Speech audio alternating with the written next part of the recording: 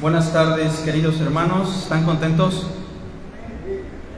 Y debemos estar muy contentos por lo que nos dice el himno anterior. Nuestro Salvador vive y con Él también vive una esperanza. La esperanza del cristianismo, que se define en el Nuevo Testamento como la esperanza de la resurrección. Nosotros, a diferencia de todos los seres humanos, por la gracia de Dios tenemos esa esperanza. La esperanza de que un día vamos a resucitar, o si estamos vivos, el Señor nos va a transformar y nos va a llevar a su reino celestial. Precisamente, hemos estado hablando las semanas pasadas sobre el asunto del estado eterno. Y el estado eterno se puede distinguir en dos grupos: el estado eterno para los impíos y el estado eterno de los justos. Y hablando de estos últimos, los justos, que son simplemente aquellos que han sido justificados por la fe en Cristo, hemos encontrado en el Nuevo Testamento diferentes declaraciones que apuntan a una misma esperanza: que el estado eterno de los justos será en lo que llaman los apóstoles y el Señor Jesús los cielos. Solo como para ir recordando un poco, habíamos explicado que existen algunas posturas históricas sobre cuál será el estado eterno de los justos. Básicamente se pueden resumir en dos: la postura que cree que los justos vamos a habitar en esta tierra glorificada y renovada, postura que en mi punto de vista no es sostenible por ningún pasaje en el Nuevo Testamento, excepto por uno en Romanos capítulo 8, que para mi juicio está en los pasajes difíciles de entender, como lo dice el apóstol Pedro. Pero fuera de eso, lo que Cristo nos enseña es lo que tenemos en Juan 14. ¿Sí recuerdan esta expresión de Jesús? No se turbe su corazón, creen en Dios, crean también en mí. En la casa de mi Padre muchas moradas hay, y si así no fuera, yo se los hubiera dicho. Para Jesús, el estado eterno de los justos y de aquellos que creen en Él es aquel lugar al que metafóricamente llama la casa de mi Padre, una casa donde hay muchas habitaciones para todos nosotros. De hecho, Él nos dice: voy pues a preparar lugar para vosotros. ¿En dónde? En la casa de mi Padre. Y cuando regrese los voy a tomar y los voy a llevar, para que donde yo estoy, vosotros también estéis. Y esto concuerda muchísimo con lo que nos enseña el apóstol Pedro y el apóstol Pablo sobre el estado eterno de los justos. No sé si quieren buscar en sus Biblias, a manera de recordatorio, la primera carta de Pedro, que examinamos hace 8 días precisamente, sobre la esperanza de la resurrección y el estado eterno de los creyentes. Y la perspectiva del apóstol Pedro, pues obviamente que no puede ser diferente a la postura de Jesús, porque toda la Escritura es inspirada por Dios, toda la Escritura tiene como origen la obra del Espíritu Santo, y obviamente que el pensamiento de Pedro es el pensamiento de Cristo. Y en su primera carta, capítulo 1, versículo 3 en adelante, Pedro nos dijo lo siguiente: bendito el Dios y Padre de nuestro Señor Jesucristo, que según su grande misericordia nos hizo renacer para una esperanza viva por la resurrección de Jesucristo de los muertos. Versículo 4: para una herencia incorruptible, incontaminada, e inmarcesible. Obviamente estos calificativos son en referencia a la herencia del cuerpo que hemos de recibir en la resurrección. ¿En dónde? Termina el verso diciendo: reservada en los cielos para vosotros. Esta expresión final es muy importante. ¿Cuál será el lugar de nuestra morada eterna? Pedro le llama los cielos. Lo mismo dice el apóstol Pablo en el mismo contexto de esta doctrina, en la segunda carta a los Corintios, capítulo 5, versículo 1. Basta con leer solo el verso 1, recordando la doctrina de la resurrección y el estado eterno de los que hemos de resucitar si es que experimentamos la muerte.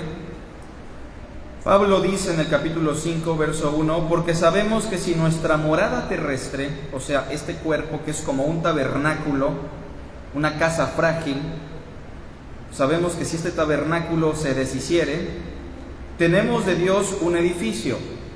Metafóricamente habíamos dicho que ese edificio era el cuerpo glorificado que vamos a recibir cuando Cristo regrese o cuando nosotros partamos de este mundo. Y termina diciendo el verso 1, vean: una casa no hecha de manos, eterna, ¿en dónde? En los cielos. Entonces vemos la armonía que existe entre la enseñanza de Cristo y la enseñanza de estos dos apóstoles, que son los más relevantes en cuanto a escrito se refiere en el Nuevo Testamento.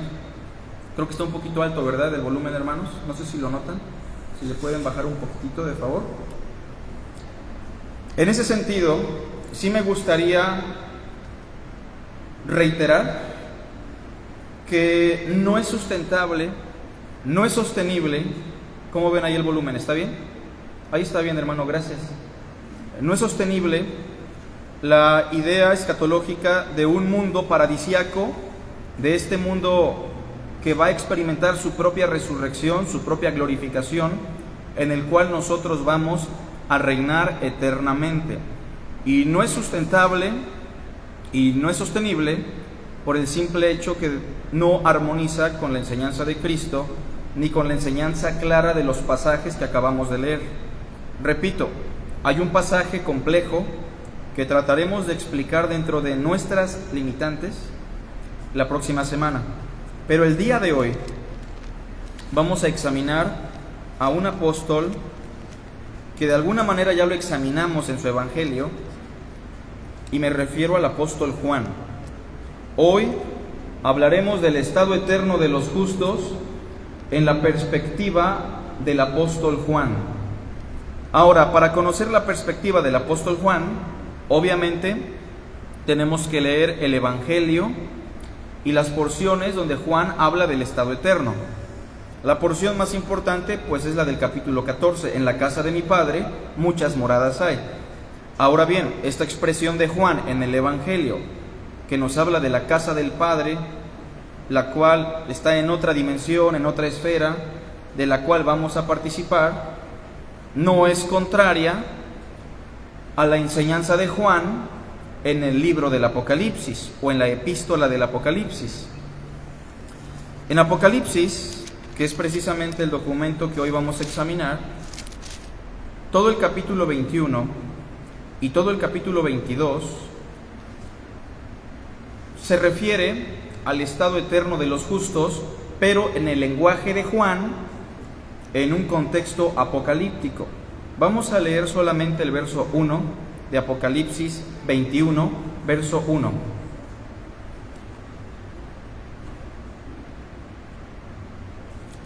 Recordemos lo que leímos hace 8 días. Dice Apocalipsis 21, verso 1. Todos juntos en voz alta. Vi un cielo nuevo y una tierra nueva, porque el primer cielo y la primera tierra pasaron, y el mar ya no existía más. Esta expresión, cielos nuevos y tierra nueva, Es una expresión que ya se usó tanto en el lenguaje del apóstol Pedro, si lo recuerdan, en su segunda carta, y es una expresión que ya se usó en el lenguaje apocalíptico del profeta Isaías, capítulo 65, me parece, verso 17. Pero esta expresión, cielo nuevo, tierra nueva, es una expresión simbólica o apocalíptica de la misma idea que nos transmitió Pedro en su primera carta, los cielos. Cielos nuevos, tierra nueva, es la misma realidad de la cual nos habla Jesús cuando dice, en la casa de mi Padre muchas moradas hay. Cielos nuevos, tierra nueva, es lo mismo que lo que Cristo le dijo al ladrón, hoy estarás conmigo en el paraíso. O sea que para hablar de esta realidad, en la Biblia vamos a encontrar diferentes títulos o diferentes expresiones. Así que, entendiendo eso, primero me gustaría explicar algunas cosas del libro de Apocalipsis, que de hecho, los varones, los viernes estamos acercándonos un poco más a este documento. Bueno, cuando hablamos del Apocalipsis del apóstol Juan, la mayoría del cristianismo o la mayoría de los creyentes ve este libro como un libro un tanto complejo, oscuro, difícil de interpretar, y de hecho, incluso en las esferas de maestros, pastores, predicadores, no se ve mucho la enseñanza de este documento por el hecho de que estamos llenos de paradigmas o ideas que no nos permiten acercarnos a este documento. Me gustaría simplemente mencionar una cosa, que el recurso literario que más se ocupa en este libro es el símbolo, y el símbolo, como figura de representación, es lo que más sobresale en todo el libro del Apocalipsis.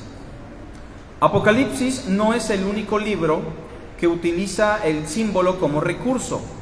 En la Biblia tenemos al profeta Daniel del capítulo 6 al capítulo 12 usando constantemente el simbolismo como recurso literario. También tenemos todo el libro de Zacarías en símbolos. Aquellos documentos que usan constantemente el símbolo como recurso literario se les denomina como documentos apocalípticos. Es un género literario, de hecho. Ahora, en el Apocalipsis de Juan, los símbolos se pueden clasificar en tres partes. Me gustaría que recuerden eso.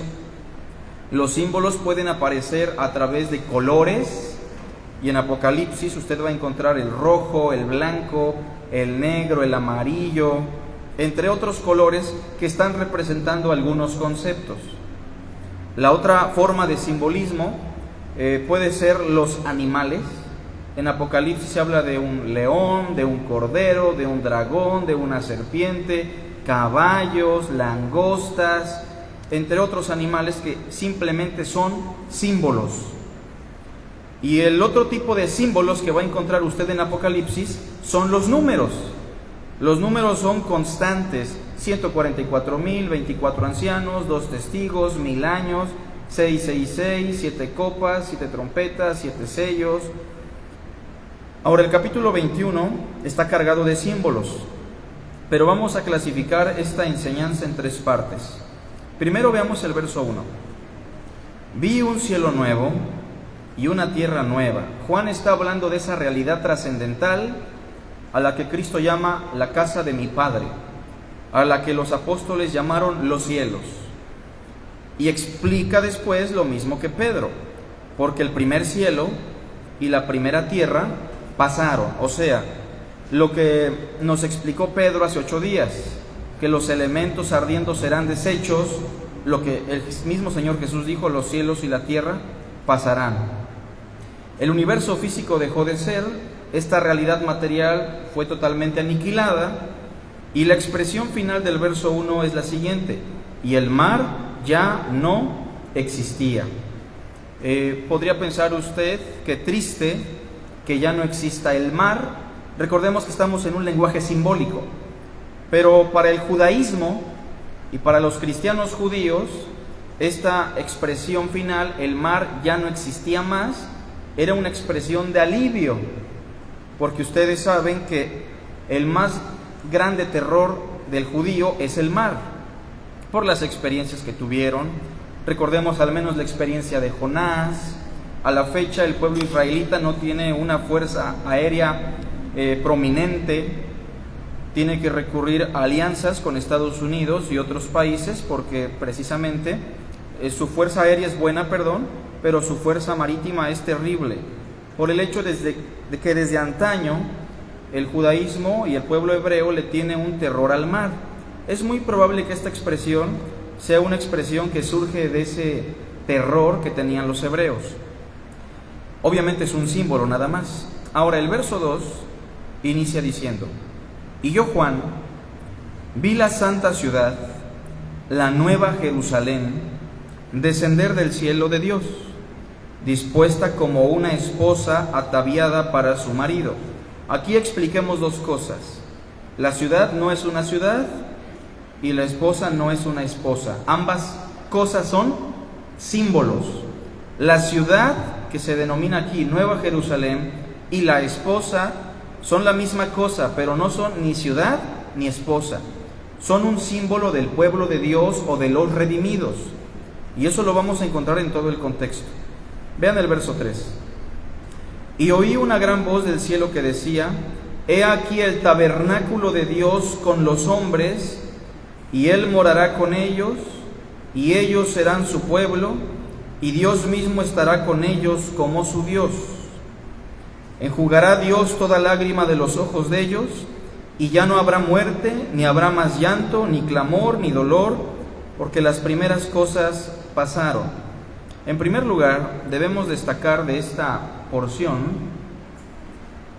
que el estado eterno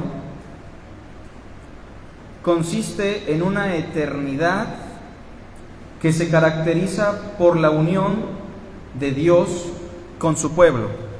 No sé si alguna vez usted escuchó el término las bodas del Cordero. ¿Quién le escuchó ese concepto alguna vez? ¿Todos lo escucharon?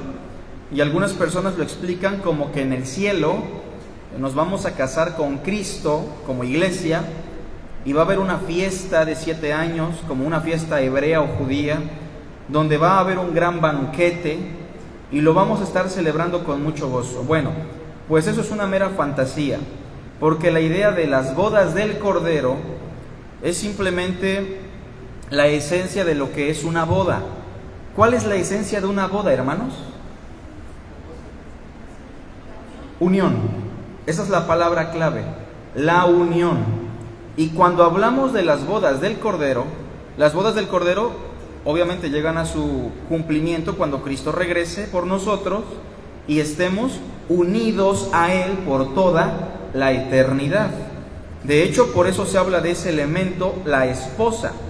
No porque seamos estrictamente una esposa, sino porque simbólicamente nos vamos a unir a Cristo por toda la eternidad, como cuando se une una pareja. Eso es simplemente, es un símbolo que denota la unión y la relación que existe entre Cristo y su pueblo. Ahora noten que el verso 3 es el cumplimiento de la expresión de Juan: en la casa de mi Padre muchas moradas hay. Y oí una gran voz del cielo que decía: he aquí el tabernáculo de Dios con los hombres, y Él morará con ellos, y ellos serán su pueblo, y Dios mismo estará con ellos como su Dios. Esa unión tiene implicaciones importantes, como lo dice el versículo 4. Enjugará Dios toda lágrima de los ojos de ellos, y ya no habrá muerte, ni habrá más llanto, ni clamor, ni dolor, porque las primeras cosas pasaron. Ahora, recordando el origen de este pasaje, hermanos, no perdamos Apocalipsis, pero vamos a Isaías, por favor.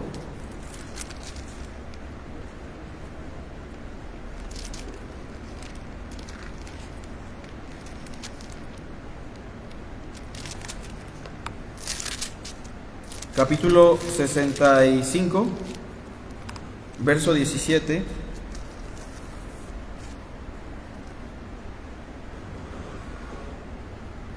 Recordemos que el lenguaje de Juan en el capítulo 21 del Apocalipsis Es el lenguaje tomado de este capítulo de Isaías. Noten que es lo mismo, pero con otros símbolos. Y aquí la esencia de este pasaje radica en dos cosas que vamos a destacar.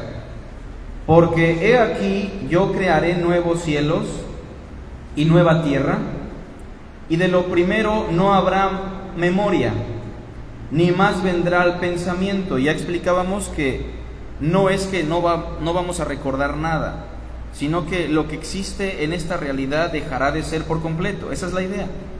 Versículo 18: mas os gozaréis y os alegraréis para siempre en las cosas que yo he creado, porque he aquí que yo traigo a Jerusalén alegría y a su pueblo gozo. Claro que en aquella época los que escucharon esto fueron los judíos, y la gente de Jerusalén estaba muy contenta, pero en el Nuevo Testamento sabemos que esta Jerusalén a la que se refiere Isaías es lo que dice Juan, la nueva Jerusalén, aquellos que han creído en Jesucristo. Versículo 19: y nunca más se oirán en ella voz de lloro, ni voz de clamor, lo mismo que dice el Apocalipsis. 20: no habrá más allí niño que muera de pocos días, ni viejo que sus días no cumpla, porque el niño morirá de 100 años. Hermanos, ¿verdad que no existen niños de 100 años? Pero lo que está transmitiendo con este símbolo Isaías es que ya no habrá muerte. Y fíjense lo que dice después: y el pecador de 100 años será maldito. Obviamente que la gente de 100 años que peca no llega a la maldición hasta los 100 años, pero es una forma de decirnos que ya no habrá muerte y que ya no habrá maldición, en términos simbólicos. Verso 21: edificarán casas y morarán en ellas, plantarán viñas y comerán el fruto de ellas. No edificarán para que otro habite, ni plantarán para que otro coma, porque según los días de los árboles serán los días de mi pueblo. ¿Cuánto tiempo durará un árbol en pie? Vamos a pensar que 500 años. No tengo el dato exacto, pero pensemos que son 500 años, por mucho. ¿Sería una buena eternidad para nosotros vivir 500 años? La realidad es que no. Incluso Matusalén vivió más. Por eso quiero que noten el lenguaje altamente simbólico que nos presenta este pasaje. La idea no es que vamos a vivir como los árboles, sino que vamos a vivir para siempre, hermanos, pero es un lenguaje simbólico. Dice que según los días de los árboles serán los días de mi pueblo, y mis escogidos disfrutarán la obra de sus manos. 23: no trabajarán en vano, ni darán a luz para maldición. Otra vez se menciona la maldición, porque son linaje de los benditos del Señor, y sus descendientes con ellos. Y antes que clamen, responderé yo. Mientras aún hablan, yo habré oído. Verso 25: el lobo y el cordero serán apacentados juntos. Hermanos, ¿van a entrar al cielo los animalitos? Pues claro que no. Los animalitos no disfrutan de la redención. Cristo no murió por animales, Cristo murió por seres humanos. ¿Estamos de acuerdo? Pero aquí se mencionan los animales simplemente para representar algo. Vean lo que dice ahí: el lobo y el cordero serán apacentados juntos. En esta vida, ¿eso es posible? ¿Juntar a un lobo con un corderito? No es posible, porque el lobo se come al cordero. Pero lo que nos está transmitiendo Isaías es que el estado eterno es un estado de paz, sin maldición, sin muerte. Sigue diciendo el verso 25: y el león comerá paja como el buey, otra cosa similar. Y el polvo será el alimento de la serpiente. No afligirán ni harán mal en todo mi santo monte, dijo Jehová. Regresando a Apocalipsis, capítulo 21, entonces en el primer punto destacamos que es una eternidad que se caracteriza por la unión de Dios con su pueblo. En eso consiste el estado eterno para Juan, la unión del pueblo de Dios y con Cristo. Ahora notemos lo que dice el verso 9, hermanos. 21:9 de Apocalipsis. Vino entonces a mí uno de los 7 ángeles que tenían las 7 copas llenas de las 7 plagas postreras, y habló conmigo diciendo: ven acá, yo te mostraré la desposada, la esposa del Cordero. ¿Qué le va a mostrar? La esposa del Cordero. Verso 10: y me llevó en el espíritu a un monte grande y alto, y me mostró la gran ciudad santa de Jerusalén. Por fin, ¿le mostró a la esposa del Cordero o le mostró la gran ciudad de Jerusalén? ¿Qué dijimos al principio? Que es lo mismo, ¿se acuerdan? Que son dos términos diferentes, pero que se refieren a lo mismo, al pueblo de Dios. Cuando Cristo se lamentó de Jerusalén, ¿se acuerdan? Y dijo: Jerusalén, Jerusalén, que matas a los profetas, ¿se refería a la estructura, a los edificios, o se refería a las personas? A las personas, ¿no? En este caso, la Nueva Jerusalén, o la Jerusalén de la que se habla aquí, es en referencia a nosotros, hermanos. Versículo 11: teniendo la gloria de Dios. Recordemos que ya es un estado de gloria, de glorificación. Y su fulgor era semejante al de una piedra preciosísima, como piedra de jaspe, diáfana como el cristal. Tenía un muro grande y alto con 12 puertas. Y aquí yo no quiero que usted empiece a sacar medidas o la imagen de una ciudad. Recuerdo que en la Ciudad de México, en cierta ocasión, un predicador bautista de una iglesia muy grande dio una lección sobre esto, y toda la lección radicaba en darnos las dimensiones de esta ciudad para que tuviésemos gozo y contentamiento de lo hermoso o de la hermosa que sería esa ciudad en la cual nosotros íbamos a habitar. Primero, esta ciudad, hemos dicho, no es una estructura o una belleza arquitectónica. No estamos hablando literalmente de una ciudad o de edificios, estamos hablando simbólicamente de personas. Y en segundo lugar, las medidas que se nos dan, sobre todo si son números, hemos dicho representan algo. Ahora quiero que me digan, hermanos, versículo 12, ¿cuántas puertas tiene esta ciudad? ¿Lo ven? Tenía un muro grande y alto, todos juntos, con 12 puertas, y en las puertas, todos juntos, 12 ángeles, y nombres inscritos que son las de las 12 tribus de los hijos de Israel. El número 12 aquí se repite constantemente. Ahora lo voy a leer todo el pasaje hasta que acabe, y cuando aparezca el número 12, por favor, lo dice en voz alta conmigo. Versículo 13: al oriente 3 puertas, al norte 3 puertas, al sur 3 puertas, al occidente 3 puertas. En total, 12. ¿Se dan cuenta? Sigue diciendo el verso 14: y el muro de la ciudad tenía 12 cimientos, y sobre ellos los 12 nombres de los 12 apóstoles del Cordero. El que hablaba conmigo tenía una caña de medir de oro para medir la ciudad, sus puertas y su muro. La ciudad se halla establecida en cuadro, y su longitud es igual a su anchura, y él midió la ciudad con la caña, todos juntos, 12,000 estadios. La longitud, la altura y la anchura de ella son iguales. Y midió su muro, todos juntos, 144 codos. ¿No es curioso ese número, hermanos? De medida de hombre, la cual es de ángel. Obviamente esa medida no existe entre los ángeles, ¿verdad? El material de su muro era de jaspe, pero la ciudad era de oro puro, semejante al vidrio limpio. Y los cimientos del muro de la ciudad estaban adornados con toda piedra preciosa.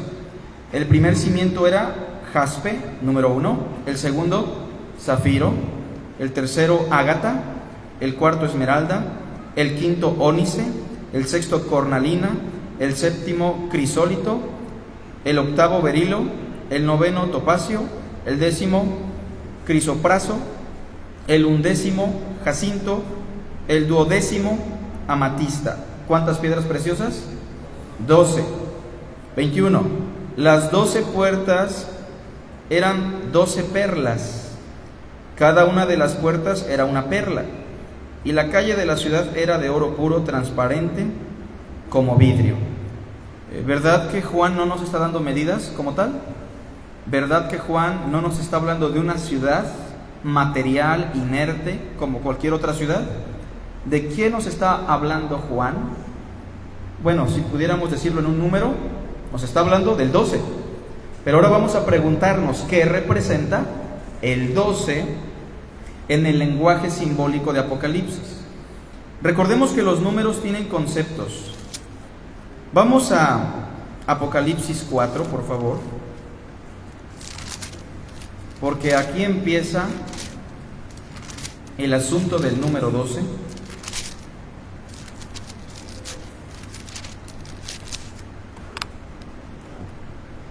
(4:4) de Apocalipsis. Dice el verso de la siguiente manera. Hablando del trono de Dios, se nos dice lo siguiente: y alrededor del trono había 24 tronos. Ese número es importante. ¿Qué relación tiene con el 12 el 24, hermanos? 12 más 12. ¿Están claro cómo es?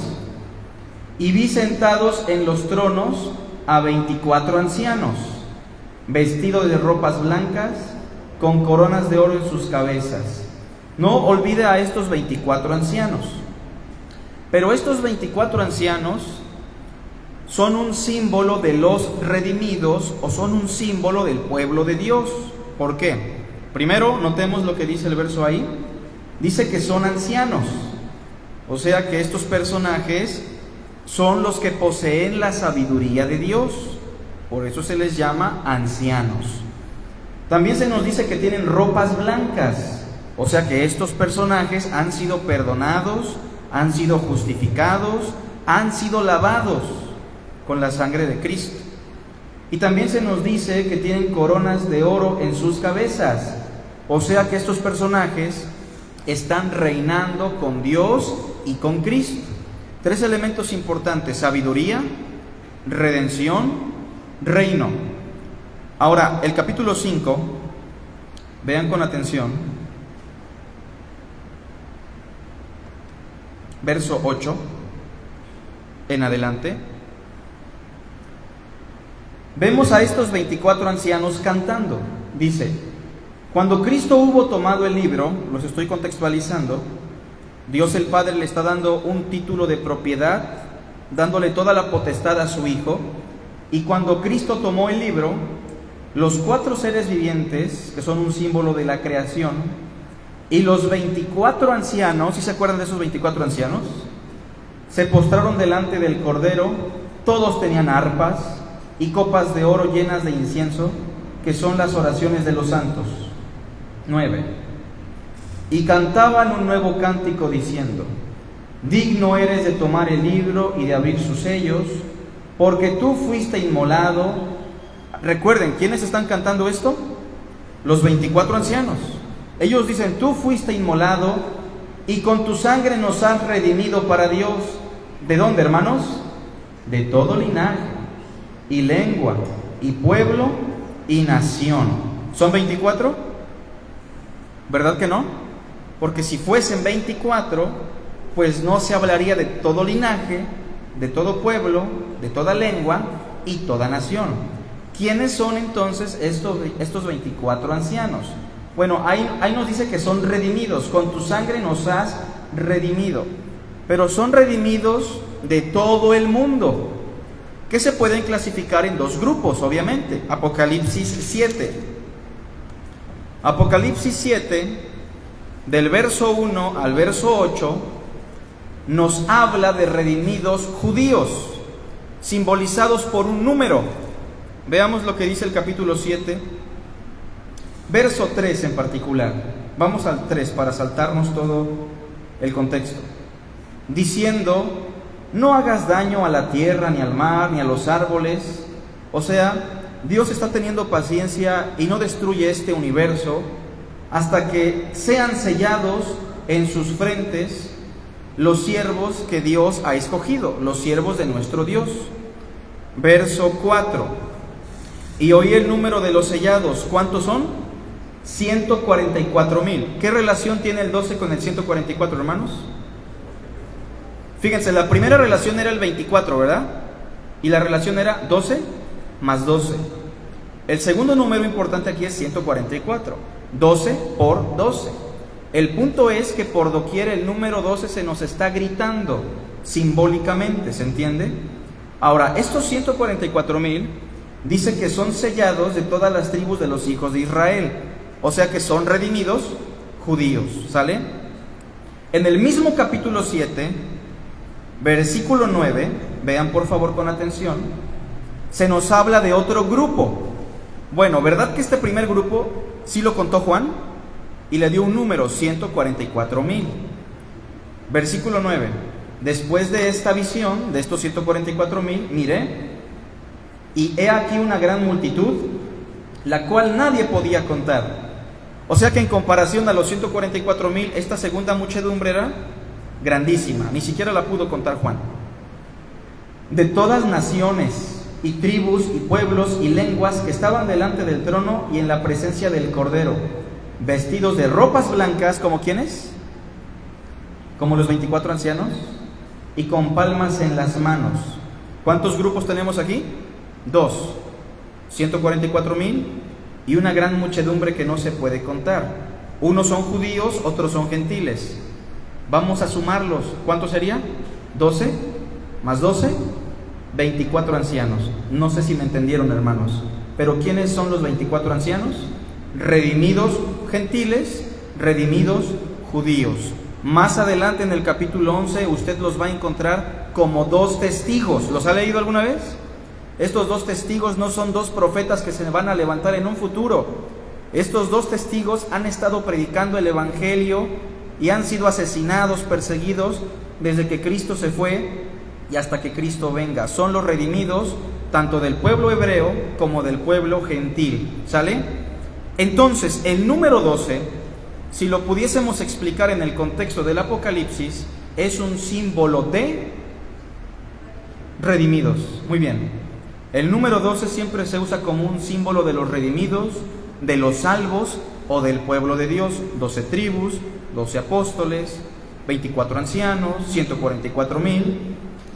Regresando entonces a Apocalipsis 21, hermanos. Cuando Juan nos habla de esta ciudad que para todo tiene 12 puertas, 12 ventanas, 12 cimientos, 12 columnas, 12 piedras preciosas, ¿qué nos está diciendo el apóstol Juan sobre la eternidad? Punto número 2. Básicamente lo que Juan nos está diciendo con esta descripción es lo siguiente: que el estado eterno para los justos es una eternidad constituida por los redimidos de Dios. O sea, la eternidad para los justos está constituida por todos aquellos que han sido salvados y redimidos por Dios y por Cristo. Ahí estará el justo Abel, ahí estará usted, ahí estará Pedro, ahí estará Juan, ahí estará Elías, Moisés, Rahab la ramera. La eternidad en símbolo está constituida por todos los redimidos. ¿Y cómo se describen estos redimidos? Como una ciudad que repite constantemente el número 12, porque lo que Juan nos está gritando es lo siguiente: no es una ciudad, son personas redimidas por Dios y por Cristo que constituyen la eternidad para los justos. No sé si esta parte queda clara, pero yo espero que sí. Capítulo 21, por favor. Versículo 22. Ahora aquí se habla de algunos elementos del Antiguo Testamento. Hay un libro preterista que tiene cosas terribles, pero también tiene cosas buenas, que se llama El Paraíso Restaurado, me parece, de un hombre llamado David Chilton, ¿verdad? ¿Verdad que sí? ¿Alguna vez lo han leído? Deberían leerlo. Tiene muchas herejías, pero tiene cosas buenas. Y lo que vemos precisamente del verso 22 en adelante es la descripción de lo que encontramos en el Antiguo Testamento, pero restaurado y amplificado a un estado de gloria nunca antes visto en la eternidad. Vean el verso 22. Y no vi en ella templo. Hermanos, ¿el templo era esencial para los judíos? Sí, porque en ese lugar adoraban a Dios. Ahora, ¿qué es lo que hace de un templo templo? Por ejemplo, ¿esto es un templo, hermanos? Seamos sinceros, ¿es un templo? Es un salón de fiestas. Pero aquella iglesia, imagínense la iglesia aquí, una de Jalapa, cristiana de sana doctrina, que tiene su propio salón y afuera dice templo cristiano, ¿es un templo? ¿O es igual que este? Es igual, solamente es un salón. ¿Qué es lo que hace de un templo templo? Es tan sencillo, la presencia de Dios. Así que en el Antiguo Testamento Dios colocó su presencia en un lugar en particular, en el templo de Jerusalén. En el Nuevo Testamento vemos que nosotros somos el templo de Dios. Pero lo que nos está diciendo el verso 22 es que el templo ya no es necesario, ni como personas, ni como edificio. En la eternidad no hace falta un templo. ¿Por qué? Porque el Señor Dios Todopoderoso, todos juntos, es el templo de ella y el Cordero. O sea, los redimidos como ciudad constituida no necesitan un templo para adorar, porque en la eternidad Dios mismo es el templo. O es decir, su presencia está con nosotros. Verso 23. La ciudad no tiene necesidad de sol ni de luna que brille en ella. Si recuerdan que en el Génesis, capítulo 1, en la creación, eran necesarias las lumbreras para señalar los tiempos, los días, las fechas, y el sol se enseñoreaba de la creación en el día y la luna en la noche. De hecho eso pasa todavía, ¿no?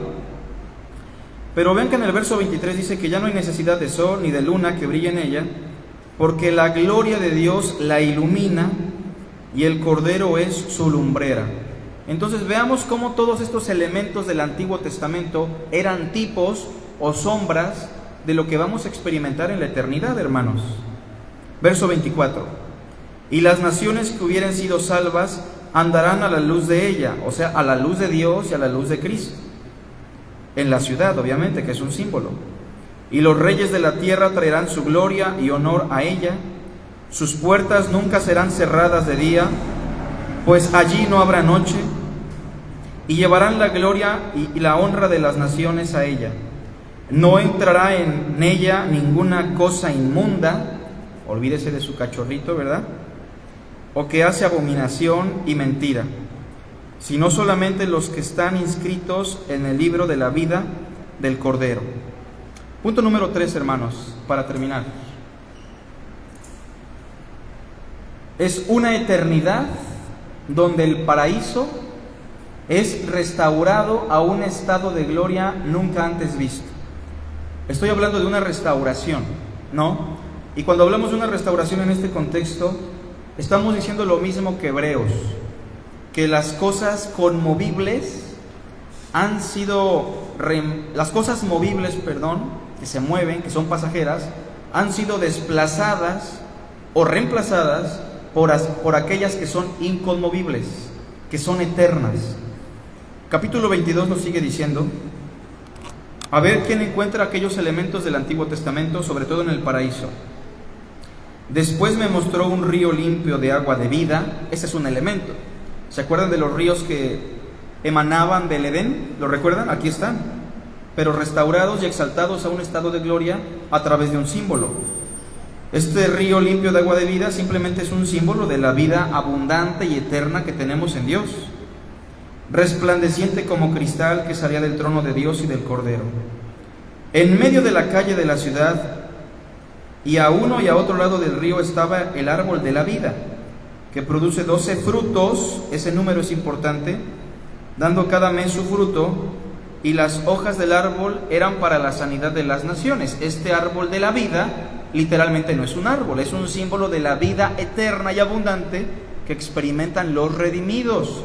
Por eso se usa el número 12. Verso 3. Y no habrá más maldición, y el trono de Dios y del Cordero estará en ella, y sus siervos le servirán, y verán su rostro, y su nombre estará en sus frentes. No habrá allí más noche, y no tienen necesidad de luz de lámpara, ni de luz del sol, porque Dios el Señor los iluminará, y reinarán por los siglos de los siglos. Así que enfatizamos ese tercer punto, hermanos. Es una eternidad donde el paraíso es restaurado a un estado de gloria nunca antes visto. Eso es lo que nos dice el apóstol Juan, hermanos. Y debemos entender que estamos ante un lenguaje simbólico, ciertamente algo complejo, pero lo que sí es verdad es que esa realidad está fuera de nuestro alcance por ahora. No lo podemos ni imaginar, no podemos entender la belleza ni la grandeza de ese estado. El apóstol Pablo nos dice en Romanos 8, pues tengo por cierto que las aflicciones del tiempo presente no se comparan a la gloria venidera que en nosotros ha de manifestarse. Obviamente está hablando de la resurrección, pero juntamente con ello está hablando de un estado eterno de gloria. Hermanos, si no hay preguntas, comentarios, vamos a concluir. Oremos. Padre, te damos las gracias por el tiempo que nos has regalado. Bendice tu palabra, bendice este tiempo de reflexión, las ofrendas y lo que resta de este servicio. En Cristo Jesús. Amén.